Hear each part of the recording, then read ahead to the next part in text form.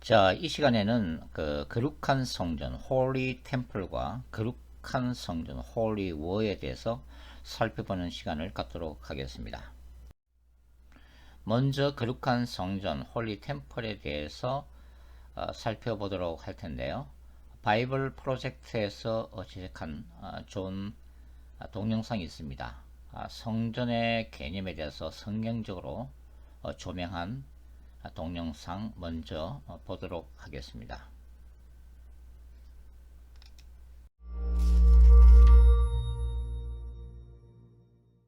성경시대의 예루살렘에 가볼 수 있다면 눈에 띄는 가장 큰 건물은 성전일 것입니다.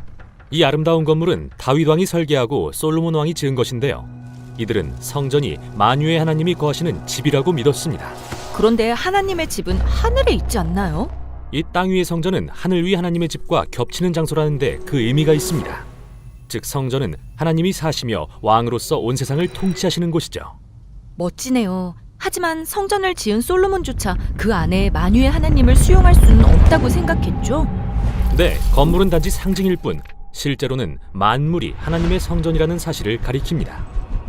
그리고 성경의 첫머리인 창세기 1장이 바로 그 내용이죠. 정말요? 거기에 만물이 하나님의 성전이라는 말이 있었나요? 그렇게 적혀 있는 건 아니지만 이야기 전체가 분명히 보여줍니다. 창세기 1장에서 하나님은 7일 동안 말씀으로 어두운 혼돈으로부터 질서 있는 세상을 창조하십니다. 그리고 일곱째 날 하나님의 안식과 통치를 통해 그분의 임재가 온 세상을 가득 채웁니다.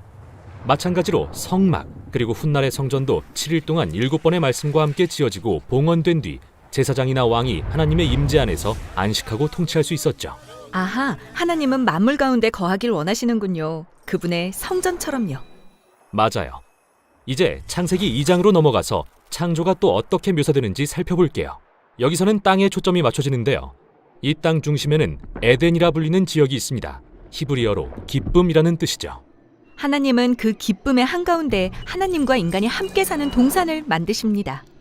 그리고 그게 바로 성전이 이 동산을 본떠서 금과 꽃의 형상으로 가득 채우고 생명나무를 상징하는 7 촛대를 세운 이유입니다.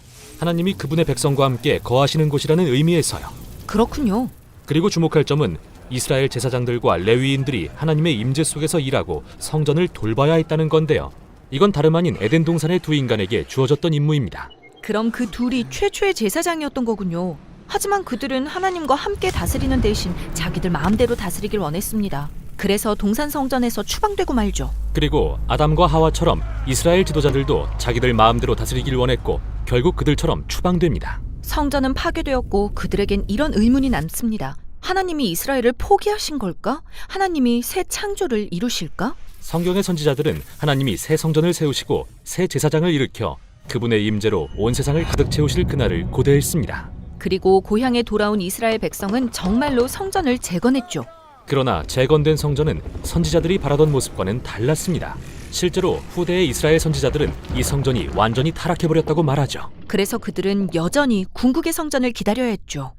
바로 여기서 예수님의 이야기가 등장합니다. 예수님은 그분을 통해 하나님의 임재와 통치가 이 땅의 새로운 방법으로 이루어질 거라 말씀하시며 자신을 새로운 제사장으로 소개하셨습니다. 하지만 예수님은 제사장도 아니고 성전에서 일하지도 않으셨잖아요. 맞아요. 예수님은 하나님의 임재와 안식과 통치가 그분의 삶과 죽음 그리고 부활을 통해 세상을 가득 채울 것이라고 말씀하셨어요. 그리고 자신이 진정한 성전이시며 이 새 성전은 만물을 아우르기까지 확장될 것이라고 선포하셨죠. 정말 엄청난 선포네요. 거기서 멈추지 않습니다. 예수님은 부활하신 후 하나님의 임재가 그분을 따르는 자들 안에 오셔서 거하심으로써 그들이 모두 작은 성전이 될 거라고 말씀하셨습니다. 하나님이 그 공동체 안에서 안식하시고 통치하시는 거군요. 맞아요. 이게 바로 성경이 그리는 교회의 참모습입니다. 또 그게 성전이고요. 건물이 아닌 사람 말이죠. 네, 베드로가 말한 것처럼 우리는 하나님의 영이 거하시는 성전으로 세워질 살아있는 돌과 같은 존재입니다. 그럼 이야기의 마지막에 건물로 된 새 성전이 나오기는 하나요? 아니요.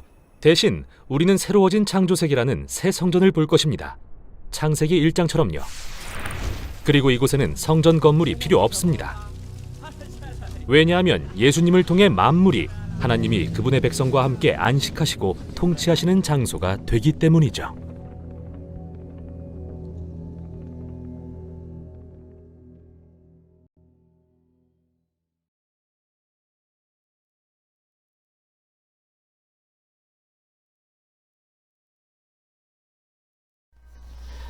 자, 오늘은 거룩한 성전 홀리 템플과 거룩한 성전 홀리 워에 대해서 함께 생각을 해보도록 하겠습니다. 고대 근동의 신전은 우상숭배의 근원지였습니다. 그리고 열방의 왕들과 제사장들이 종교 권력을 통해서 백성들을 지배하기 위한 정치적 지배 올로기에 도구로 사용을 했었습니다. 따라서 모든 이방인들은 다신론적 이데올로기에 빠질 수밖에 없었죠. 그래서 결론적으로는 각종 우상들을 신으로 숭배함으로써 야훼의 거룩한 전쟁의 대상이 되어 심판받을 죄악에 빠져듭니다. 바로 이것이 사탄의 역사라고 할 수 있죠. 이스라엘 백성에게 예루살렘은, 그리고 그 예루살렘에 소재한 성전은 유일하신 창조주이며 신적 왕으로서의 하나님의 구원 행위가 이루어지는 거룩한 장소였습니다. 그리고 예루살렘 성전은 우상 숭배 행위를 심판하시는 심판자로서의 통치 장소이기도 했죠. 그리고 야훼 하나님의 거룩한 전쟁의 집행 장소로서의 워룸, 모든 전쟁을 다스리고 지휘하는 전쟁의 서른탑이기도 했습니다. 자, 성막과 성전이 만들어지기 이전에는 하나님의 임재하시는 장소가 바로 성전의 개념을 가지게 되죠. 에덴 동산이 바로 성전의 원형이라고 할 수가 있습니다. 그리고 모세의 뜰그나무 앞에서 나타나신 하나님, 그리고 하나님이 찾아오신 시내산이 바로 성전의 모형이 되죠. 그리고 야훼의 거룩한 전쟁인 가나안 정복 전쟁 전에 여호수 앞에 나타난 야훼의 천사가 이렇게 선언했습니다. 내가 선 곳은 거룩한 땅이니 너의 신발을 벗어라. 바로 그곳이 하나님이 찾아오신 곳, 하나님이 임재하신 곳, 하나님의 능력과 영광을 드러내신 곳. 그래서 거룩한 전쟁을 이끄시고 승리케 하시는 바로 하나님의 성전, 즉 모형이 바로 하나님이 임재하신 그곳이 되었다고 하는 것이죠.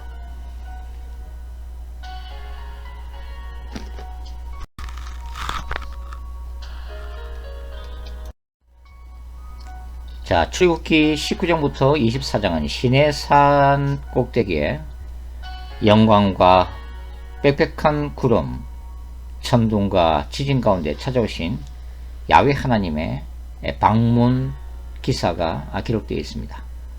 그리고 출애굽기 25장부터 40장까지는 바로 거룩한 하나님이 그분의 선택된 백성 이스라엘과 함께 거하시기 위해서 모세에게 지으라고 지시한 바로 성막에 대한 건축 과정이 기록이 되어 있죠. 출애굽기 25장부터 40장까지의 말씀입니다.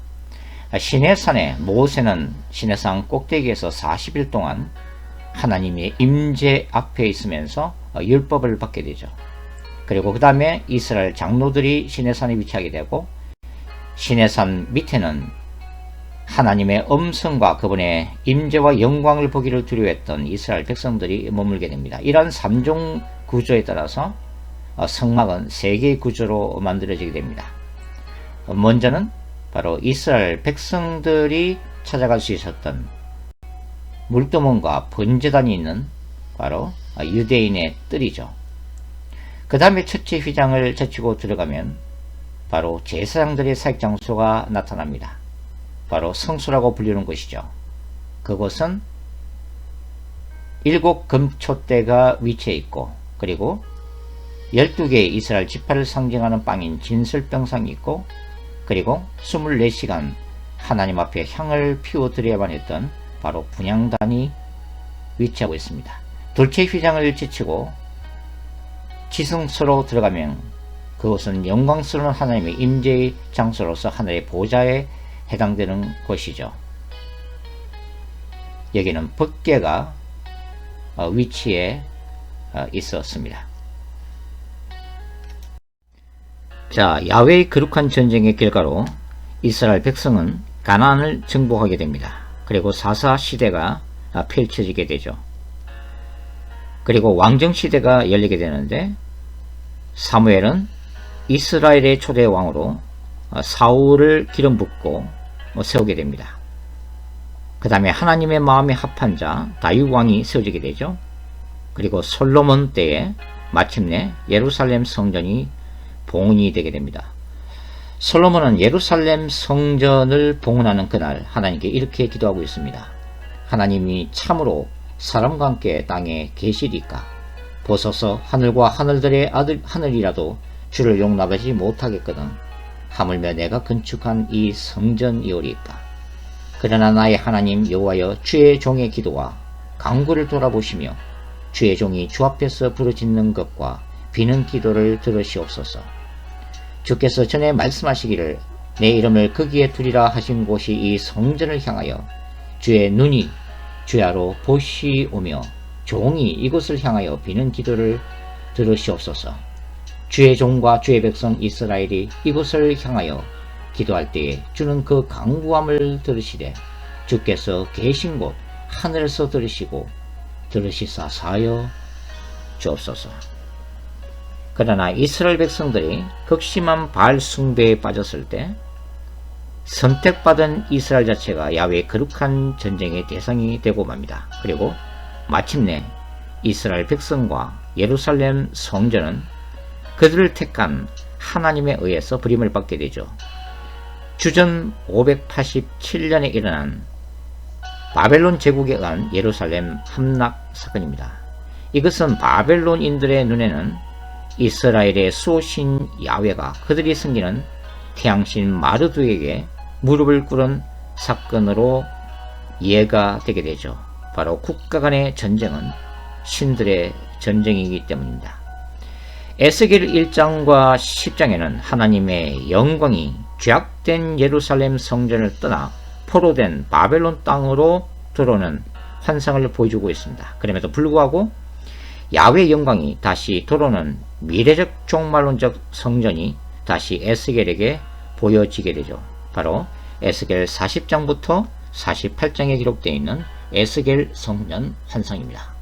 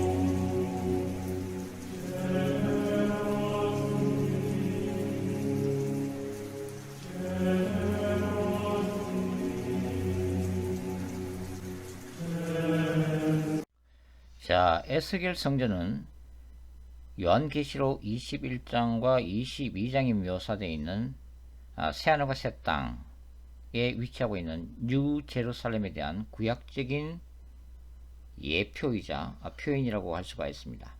단적인 예를 한번 들어보죠. 에스겔 47장 12절에 이렇게 기록되어 있습니다. 강 좌우가에는 각종 먹을 과실나무가 자라서 그 잎이 시들지 아니하며 열매가 끊이지 아니하고 달마다 새 열매를 맺으리니 그 물이 성수를 통하여 나옵니다. 그 열매는 먹을만하고 그 잎사귀는 약재료가 되리라. 이러한 구약적인 에스겔 성전은 바로 새하늘과 새 땅에서 성취가 되어지게 되죠. 요한계시록 22장 1절과 2절을 보겠습니다. 또 그가 수정같이 맑은 생명수의 강을 내게 보이니 하나님과 및 어린 양의 보호자로부터 나와서 길 가운데로 흐르더라. 강 좌우에 생명나무가 있어 12가지 열매를 맺되 달마다 그 열매를 맺고 그 나무 잎사귀들은 만국을 치료하기 위하여 있더라. 자, 신약에서 야훼의 종말론적 거룩한 전쟁을 위해 이 땅에 오신 분이 예수님이십니다. 요한복음 1장은 예수님이 천지를 창조하신 그 말씀임을 증거하고 있죠. 기적과 말씀 사역을 통해 사탄의 나라를 깨뜨리신과 동시에 하나님의 나라를 세우기 위해 오신 메시아가 바로 예수님이시라는 것입니다. 예수님이 바로 하늘과 땅을 잇는 유일한 중보자이라고 하는 거죠. 요한복음 1장 49절부터 51절에는 이렇게 기록되어 있습니다. 나다나엘이 대답하되 랍비여 당신은 하나님의 아들이시요 당신은 이스라엘의 임금이로소이다. 예수께서 대답하여 이르시되 내가 너를 무화과 나무 아래에서 보았다므로 믿느냐 이보다 더 큰 일을 보리라. 또 이르시되 진실로 진실로 너에게 이르노니 하늘이 열리고 하나님의 사자들이 인자 위에 오르락내리락 하는 것을 보리라 하시니라. 이 말씀은 바로 창세기 28장 12절을 염두에 두고 하신 말씀이죠. 그때 야곱은 형 에스를 속이고 그 결과 죽음이 두려워서 외삼촌 라반의 집으로 도피하고 있었습니다. 야곱은 들판에서 돌베개를 베고 잠을 청하죠. 그리고 꿈을 꾸게 됩니다. 꿈에 본적 사닥다리가 땅 위에 서 있는데 그 꼭대기가 하늘에 닿았고 또 본적 하나님의 사자들이 그 위에 오르락 내리락하고 야곱은 하나님을 만난 이 장소를 하나님의 집 하늘의 문이라고 부르고 있습니다.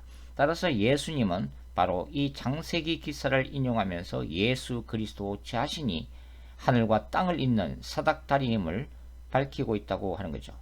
그리고 예루살렘 성전을 방문하신 예수님은 그분이 참된 성전이심을 드러내십니다.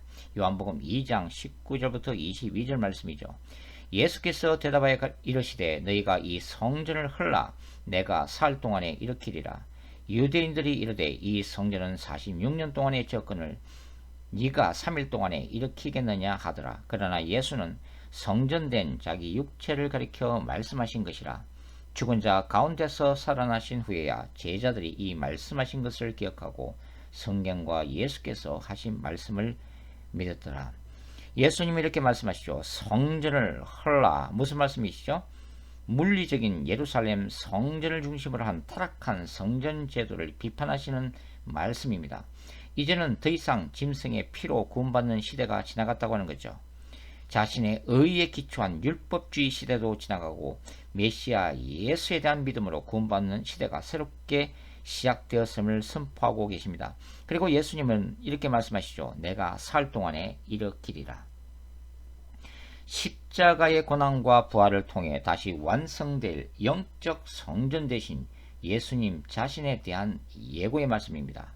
그리스도를 통한 종말론적 거룩한 전쟁이 바로 십자가 사건이죠. 구원과 심판의 이중성이 드러난 사건입니다. 이제 예수님은 부활을 통해 새롭고 완전한 영적 성전이 지어지고 예수님을 믿는 신자들 또한 움직이는 성전이 되는 시대가 열린 것입니다. 사도 바울은 이 놀라운 말씀을 고린도전서 3장 16절에서 이렇게 말씀하고 있죠. 너희의 몸이 성령께서 가시는 지성소임을 알지 못하느냐. 저와 여러분이 바로 움직이는 하나님의 지성소가 되었다는 말씀이죠. 움직이는 성전, 무빙 템플은 이제 우주적 교회를 형성하기 위해 자라나고 있습니다. 바울의 교회론을 다루고 있는 에베소서에는 이렇게 기록되어 있죠. 에베소서 1장 9절과 10절입니다. 그 뜻의 비밀을 우리에게 알리신 것이요 그의 기뻐하심을 따라 그리스도 안에서 때가 찬 경륜을 위하여 예정하신 것이니 하늘에 있는 것이나 땅에 있는 것이 다 그리스도 안에서 통일되게 하려 하심이라. 예수 그리스도를 머리로 하는 우주적인 교회, 이 개념은 요한복음 1장 51절과 연결되고 있죠. 하늘이 열리고 하나님의 사자들이 인자 위에 오르락내리하는 것을 보리라. 하늘과 땅을 잇는 그리스도, 이 우주적인 성전은 사도 바울의 비전 속에서 선포되고 있는 것이죠. 바울은 우주적인 교회가, 그리고 그 우주적인 교회의 머리 대신 예수 그리스도의 몸을 이루는 종말론적 교회 공동체를 에베소서 2장과 3장에서 기록하고 있습니다. 바로 이방인과 유대인이 하나 된 공동체이죠.